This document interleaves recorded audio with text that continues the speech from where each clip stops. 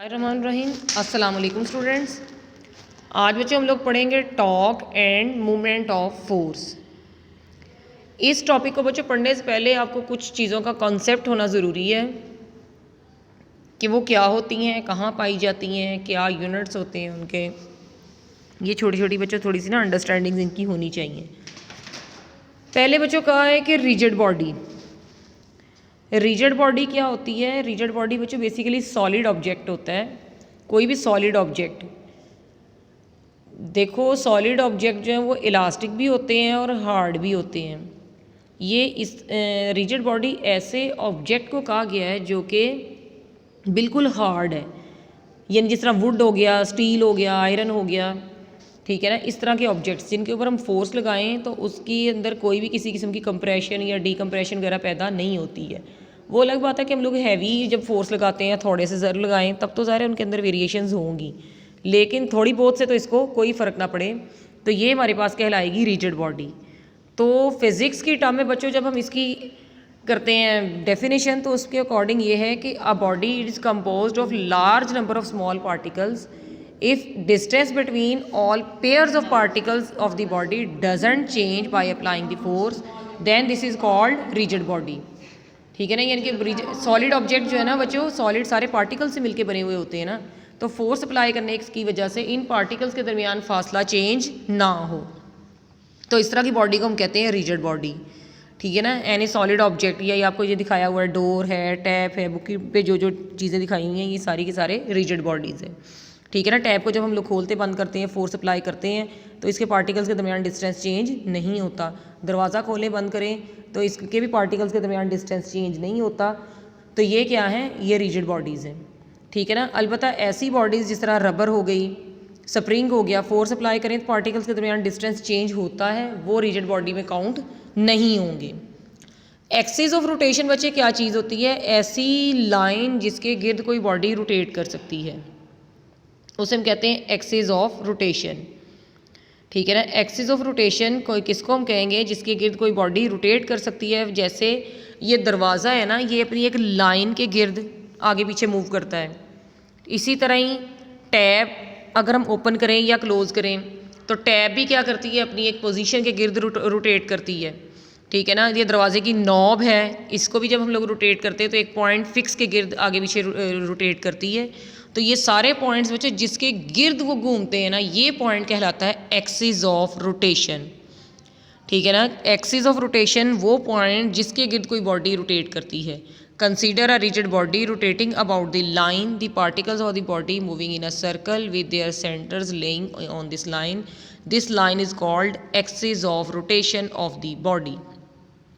ठीक है ना। तो ये बच्चों एक्सिस ऑफ रोटेशन की डेफिनेशन। ठीक है ना। या सिंपल वर्ड्स में हम कह सकते हैं कि the line around which the body rotate is called axis of rotation. तो यहाँ पे बच्चों एग्जांपल्स दी हुई हैं। कहते हैं कि forces that can produce turning effect in common, turning of the pencil in sharpener, turning of the stop cock of the water tap and the turning of the door knob are so on the examples of the force that produces turning effect। Turning effect का मतलब घुमाने वाला असर, कि हमारी daily routine में force सिर्फ straight line effect नहीं पैदा करती। पीछे बच्चों जब हमने फोर्स की डेफिनेशन पढ़ी थी, वहाँ पे हमने कहा था कि फोर्स क्या क्या कर सकती है। फोर्स किसी चीज़ मूव होती हुई को रोक भी सकती है और रुकी हुई को मूव भी करवा सकती है, और इसके अलावा डायरेक्शन ऑफ मोशन को भी चेंज कर सकती है। ठीक है ना। तो ये बच्चों स्ट्रेट लाइन इफेक्ट थे, लेकिन बच्चों फोर्स टर्निंग इफेक्ट भी पैदा कर सकती है। ठीक है ना। तो ये टर्निंग इफेक्ट ऑफ फोर्स ही तो बच्चों टॉक कहलाता है। तो यही बच्चों आज हम लोगों ने पढ़ना है कि टर्निंग इफेक्ट जो है वो किस तरह टॉक को कहते हैं हम लोग। ठीक है ना। ये definition the turning effect of the force is called torque और movement of force. Movement of force बच्चों टॉक का ही दूसरा नाम है। इसके लिए बच्चों एग्जांपल अब हम लोग जो बुक के अकॉर्डिंग थोड़ी सी, ये इसका फॉर्मूला हमारे पास होता है F × L। ठीक है ना। यहाँ पे बच्चों देखो नट को ओपन या क्लोज करने के लिए हमें किसी स्पैनर की ज़रूरत पड़ती है। स्पैनर जो है वो शॉर्ट लेंथ के भी मार्केट में अवेलेबल हैं, लॉन्ग लेंथ के भी अवेलेबल हैं। अब हमें कैसे पता चलेगा कि हम लोग किसको यूज़ करें, शॉर्ट लेंथ को या लॉन्ग लेंथ को? इसके लिए बच्चों देखें, अब हम लोगों ने अपने बोल्ट को देखना है कि बोल्ट अगर स्मॉल साइज़ का है तो ज़ाहिर हम लोग प्रेफर यही करेंगे कि स्मॉल मेरे पास स्पैनर हो। और अगर जो है वो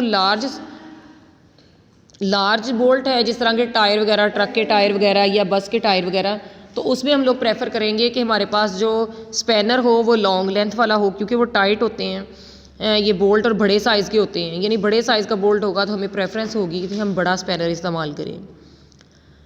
तो यहाँ पे बच्चों देखो बाज़ औक़ात ये होता है कि बोल्ट होता भी बड़ा है और वो बड़े स्पैनर से भी ओपन नहीं हो रहा होता। इसके लिए फिर क्या किया जाता है कि हम लोग स्पैनर के आगे जो है वो पाइप चढ़ा लेते हैं ताकि लेंथ उसकी ज़्यादा हो जाए। जब लेंथ ज़्यादा हो जाएगी तो वो ईज़िली ओपन या क्लोज़ हो जाएगा। अब देखिए इस सारे प्रोसेस में क्या हुआ है। देखो बच्चों, ये मूवमेंट आर्म जो आपको यहाँ पे बुक में रेड डॉटेड लाइन से शो किया हुआ है, ये मूवमेंट आर्म है। मूवमेंट आर्म क्या है?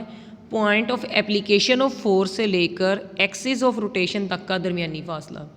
एक्सिस ऑफ रोटेशन क्या है? वो देखें जहाँ से लाइन शुरू हुई है, यानी कि बोल्ट के ऊपर वाली लाइन, ये यहाँ बोल्ट के ऊपर वाला पॉइंट वो एक्सिस ऑफ रोटेशन है, और जहाँ मैंने फोर्स अप्लाई की है वो है point of application of force.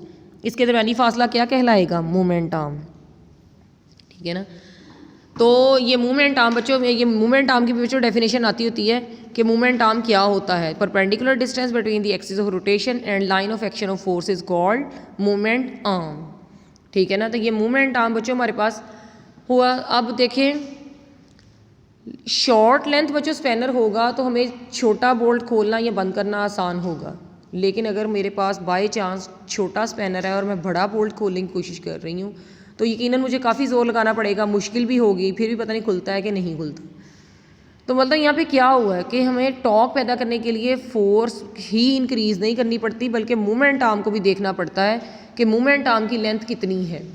ठीक है ना। मूवमेंट आर्म भी किसी रिक्वायर्ड लेंथ तक हमें चाहिए होता है, उसकी भी लेंथ एक हद तक चाहिए होती है जिससे हम काम को आसानी से कर सकते हैं। इसी तरह ही बच्चों वो स्क्रू टाइटनर, ये तो स्पैनर की एग्जांपल है ना। इस तरह स्क्रू टाइटनर जिसे हम अपनी ज़बान में पेचकस बोलते हैं, वो भी क्या करता है, वो भी ऐसे ही है। बड़ा पेच हो तो हम लोग उसे बड़ा पेचकस प्रेफर करेंगे, और अगर छोटा पेच हो, जिस तरह ये सिलाई मशीन वगैरह के पुर्जे के अंदर होता है छोटा पेच लगा होता है, या वॉच जो रिस्ट वॉच होती है उसके अंदर छोटा पेच लगा होता है, तो इनके लिए हम लोग छोटे पेचकस को प्रेफर करते हैं। यानी कि इसका मतलब क्या है कि कम फोर्स लगानी है तो कम मूवमेंट आर्म से भी गुजारा हो जाएगा, क्योंकि छोटे बोल्ट को ओपन या क्लोज़ करना है। लेकिन अगर हम लोगों ने बड़े बोल्ट को हमने ओपन या क्लोज़ करना है तो फिर हमें क्या होगा, बड़े इंस्ट्रूमेंट्स चाहिए, यानी हमें फोर्स भी सिर्फ ज़्यादा करके गुजारा नहीं होगा, बल्कि मूवमेंट आर्म को भी इंक्रीज़ या डिक्रीज़ करना पड़ेगा उस रिक्वायरमेंट के अकॉर्डिंग। तो यहाँ पे यही बताया हुआ है कि हमें ये स्पैनर वाली एग्जांपल में कहा है कि लेट अस स्टडी दी, ये बच्चों एग्जांपल की आपने इसके ऊपर हेडिंग देनी है। ठीक है ना। Let us study the factors on which the torque और movement of force depends. You might have seen that mechanic uses spanner, ये फिगर में आपको कहते दिखाए गए हैं। ठीक है ना। नट को ओपन या क्लोज़ करने के लिए मैकेनिक क्या करता है, स्पैनर इस्तेमाल करता है। तो स्पैनर जो है ना, जो लॉन्ग आर्म का है, वो क्या करेगा, वो greater is than other one, यानी वो ज़्यादा आसानी से काम कर देगा छोटे वाले की निस्बत। अब इसका मतलब ये नहीं है कि छोटे वाला ज़ाया हो गया, नहीं, छोटे वाला ज़ाया नहीं हुआ, छोटे वाला छोटे बोल्ट्स को ओपन करने के लिए बेहतर है। यहाँ चूँकि बोल्ट बड़े साइज़ का था, ठीक है ना, अगर मैं छोटा स्पैनर यूज़ करूँ तो मुझे फोर्स ज़्यादा लगानी पड़ेगी, लेकिन अगर मैं बड़ा स्पैनर इस्तेमाल करूँ तो मुझे फोर्स कम लगानी पड़ेगी, ईजिली ये ओपन या क्लोज़ हो जाएगा। यहाँ पे बोल्ट वही है, इस वजह से जो है हमने स्पैनर छोटे की बजाय बड़ा ले लिया है। ठीक है ना। लेकिन अगर बोल्ट छोटे साइज़ का होगा फिर हम छोटा स्पैनर ही लेंगे। ठीक है ना। It is because that turning effect of force is different in two cases. ठीक है ना। The movement produce by force using a spanner of longer arm is greater than the torque produce by the same force using this arm of the using the spanner of short arm. तो ये बच्चों example यानी कि detailed example है। आगे हम आते हैं जी, line of action of force क्या होती है। The line along which a force act is called line of action of force, यानी कि वो लाइन जिसके ऊपर फोर्स एक्ट करती है। ये स्पैनर वाली बच्चों डायग्राम में जहाँ पे आपको फोर्स इंडिकेट की गई है, रेड एरो दिखाया गया है, ये हमारी line of action of force है। ठीक है ना। ये बच्चों 2 नंबर की सारी डेफिनेशन पेपर में अक्सर आती हैं। रिजिड बॉडी क्या होती है, line of action of force क्या होती है, टॉर्क क्या होता है, मूवमेंट आर्म क्या होता है। ठीक है ना। ये सारी छोटी छोटी डेफिनेशन आती हैं, और लॉन्ग क्वेश्चन भी टॉर्क का जो है वो इम्पॉर्टेंट है। तो अब बच्चों अगर लॉन्ग क्वेश्चन आए, बच्चों को अक्सर कन्फ्यूजन होती है कि हम क्या क्या लिखें, क्या क्या ना लिखें। बच्चों ये ज़ाहिर आपको ये दोनों पेजेस के लिखने पड़ते हैं ऑलमोस्ट, यानी कि आपको उसकी रिजिड बॉडी की डेफिनेशन, एक्सिस ऑफ रोटेशन की डेफिनेशन, फिर टॉर्क, और फिर ये उसकी एक्सप्लेनेशन। ये अमूमन आपको ज़्यादा ही इसका लिखना पड़ता है, यानी ये दोनों पेज जो है ना आपको लिखने पड़ेंगे, पेज जो पीछे वाला और ये वाला पेज और ये वाला पेज, ये दोनों आपको लिखने पड़ेंगे। अब बच्चों कहा है कि मोमेंट आर्म होता क्या है, मोमेंट आर्म होता क्या है, perpendicular distance the line the perpendicular distance between axis of rotation and line of action of force is called moment arm of moment of force. यहाँ पे बच्चों ये डायग्राम में देखो, इसको एल से इंडिकेट किया हुआ है, ये एक्सिस ऑफ रोटेशन है, ए और ए डैश एक्सिस ऑफ रोटेशन है, ठीक है ना, और ये बॉडी है जो कि इसके गिर्द रोटेट कर रही है। ये दरवाज़ा भी हो सकता है, ये नॉब भी हो सकती है, ठीक है ना, लेकिन ये मूवमेंट आर्म को उन्होंने एल से इंडिकेट किया हुआ है। तो एल बच्चों कैपिटल आपकी इधर बुक में शो किया हुआ है। तो टॉक या मूवमेंट ऑफ फोर्स जो है बच्चों ये किस किस पे डिपेंड करते हैं, एल पे भी और एफ दोनों पे डिपेंड करते हैं। जितनी फोर्स ज़्यादा होगी उतना ही ईजिली खुल जाएगा स्पैनर। इवन बोतल का ढक्कन भी देखो, अगर हम ज़्यादा जोर लगाएंगे तो जल्दी वो खुल जाएगा, अगर हम कम लगाएंगे तो बाज़ का तो वो नहीं भी खुलता, और अगर ढीला हो तो वो खुल जाता है। तो इसका मतलब ये है कि ज़्यादा फोर्स, ज़्यादा टॉक, ज़्यादा मूवमेंट आर्म और फिर तो भी ज़्यादा टॉक। तो यहाँ पे बच्चों ये हमें पता चला कि टॉक जो है वो दोनों फैक्टर्स पे डिपेंड करता है, फोर्स और मूवमेंट आर्म पे। तो फोर्स का बच्चों यूनिट होता है न्यूटन, मूवमेंट लेंथ का होता है मीटर। तो टॉक का यूनिट यहाँ पे बच्चों बना न्यूटन मीटर। टॉक को बच्चों ये ग्रीक अल्फ़ाबेट टॉ से इंडिकेट किया जाता है और इसका यूनिट होगा न्यूटन मीटर।